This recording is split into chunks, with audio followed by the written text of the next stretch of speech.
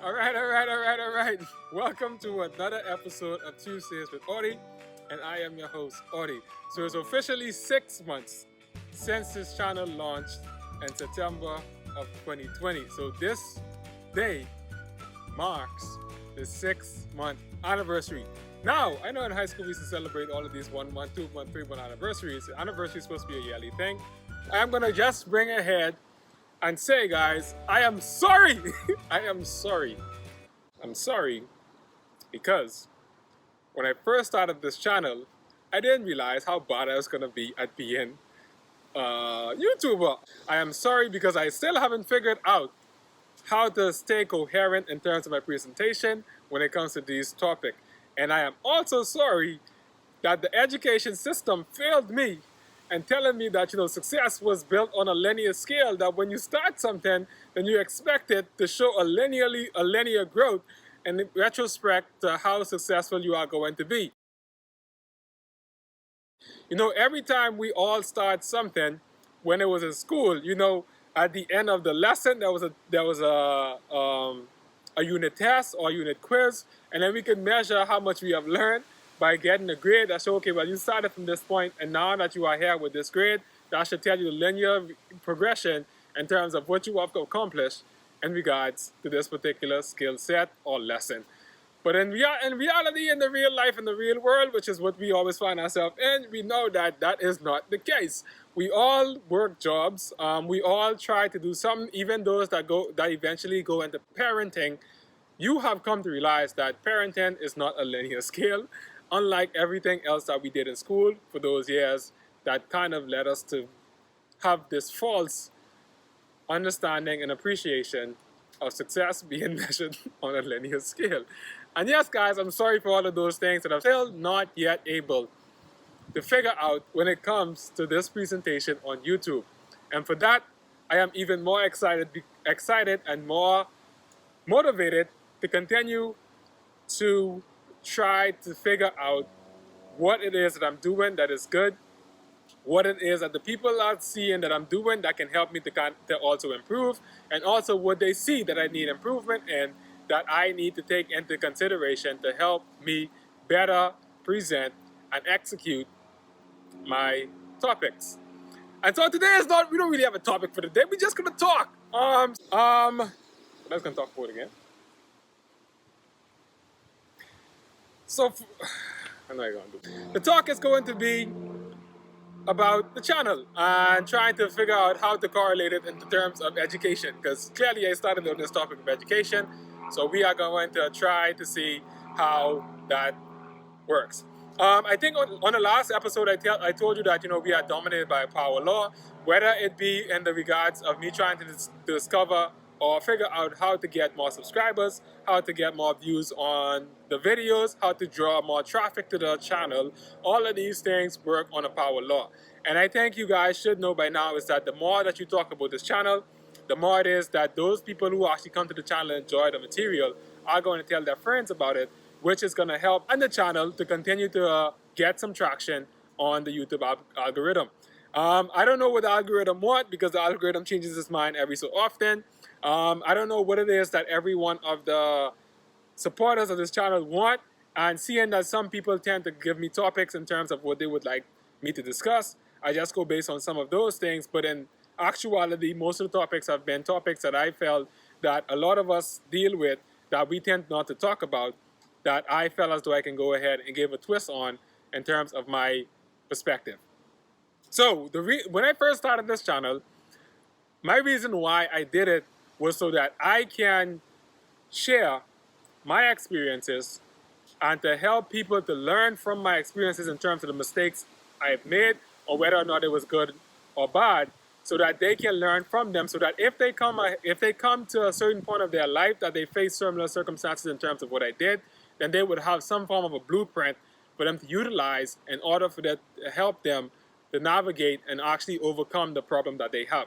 I feel as though we are all, every single day, have problems that we have to learn how to solve.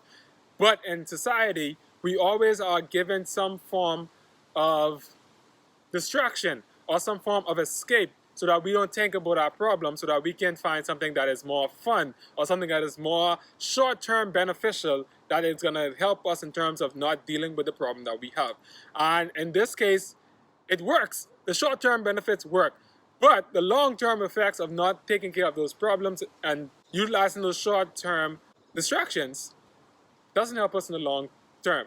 And I feel as though this is what education has done to us, is that it's given us short-term solutions to long-term problems, and then we have grown and accustomed to thinking that every one of our problems and everything that we come in contact with has a short-term solution, which is does, but in reality is that those short-term solutions never actually keep us better in the long term.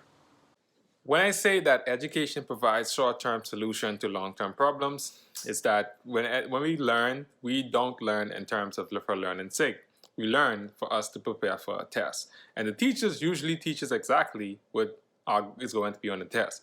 And our favorite question in the classroom is this going to be on the test? And if it's not, why are we learning it? So therefore, we have developed a culture where we are more concerned about the short-term aspect of passing the assessment rather than learning for the sake of learning, or even learning how we best learn.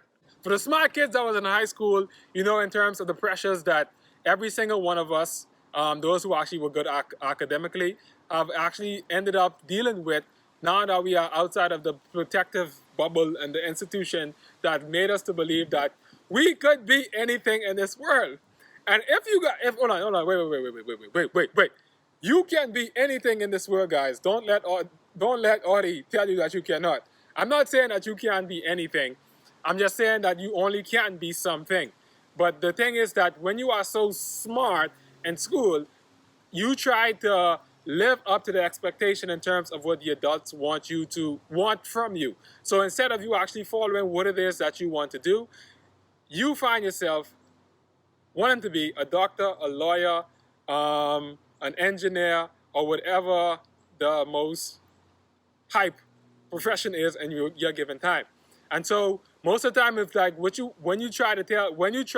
know that you want to be something that is not that particular profession, you find it hard to kind of reveal it to the adults around you, your parents, the teachers, your church leaders, and so that you want to do something that is not in that alignment. And usually what they say is that you are too smart for that. Now, what the hell does that even mean anyway? You're too smart for that. Is it that you are better than this particular thing that you want to do? Let's just say you wanted to go and do art. Let's just say you want to do food and nutrition. Is that is your brain, in terms of your smartness in school, meaning that you are too good for you to be a cook, an artist, a painter, or even a writer? It's like, come on, guys, teachers and parents. It's like, I feel as though with being smart, it hinders you from actually going ahead and pursuing what it is that you feel as though deep inside that you want to do. I'm not saying everybody doesn't. I'm not saying that some people don't want to be doctors and lawyers when they actually was at a young age.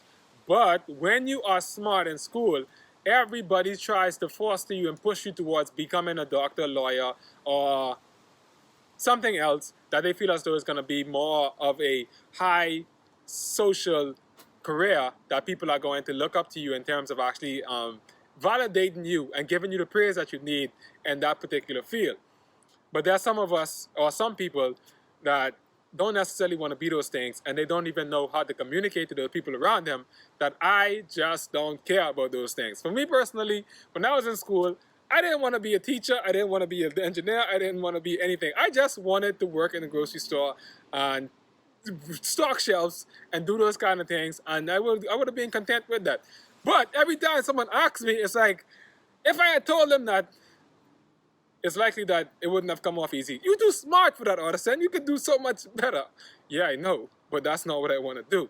But eventually, you know, in terms of hiding that away and, you know, stuffing it down, you tend to kind of start to believe that you are too smart for those particular jobs, so that you need to go ahead and achieve something different. It's not a bad thing that they want to push you towards and go and doing something more, but at the end of the day, if you are thinking and if you are able to analyze and deal with situations on yourself, then your ability to think and kind of look at problems uniquely help you to still be yourself in a world that is pushing you and directing you into places that you don't even know are good for you, but everybody else around you feel as though this is the best possible outcome that can help you and society at large.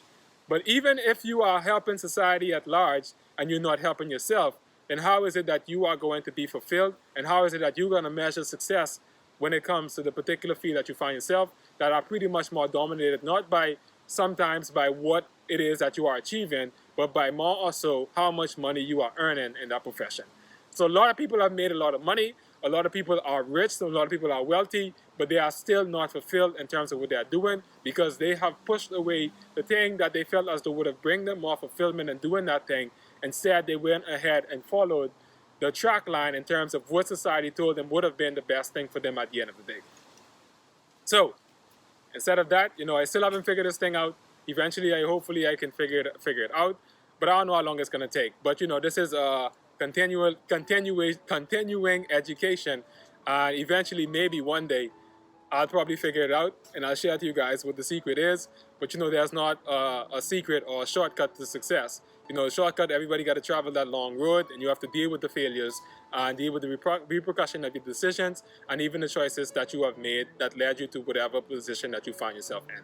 So I'm glad that I've, taken along this journey, even though I hate being creative. I hate things that don't have an if-then statement at the end of the day.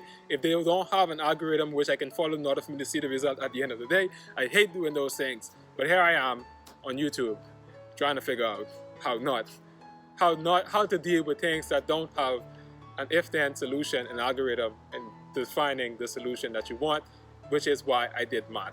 And math is the wonderful place in which I found that beauty, and that is why I pursued that particular subject. And guys, I thank you all for joining me on this 6-month anniversary. Thank you guys for taking the time out and stopping by once again. Go ahead and hit that like button, share, comment, let your friends know, let them see this video, because I'm sure some of us, in terms of us smart ones, in terms of us trying to figure out what we want to do next, but we are so lost and inundated by people pushing us and forcing us to do certain things that we ourselves don't necessarily know if it's right for us. But that's the thing, you never really do know. No matter how much research you do, no matter how many different people you talk to in terms of getting the insight, at the end of the day, nobody really knows how the decision that you make is going to turn out into the future until we work on it over time. And that's the beauty of time, because it shows you whether or not if the decision you made was a good decision or a bad decision. And that decision is always depending on what you do with the decision that you made. So with that said, deuces, I am Audi. Peace, love, and enjoyment. Until next week, I will see y'all. Deuces, Audi.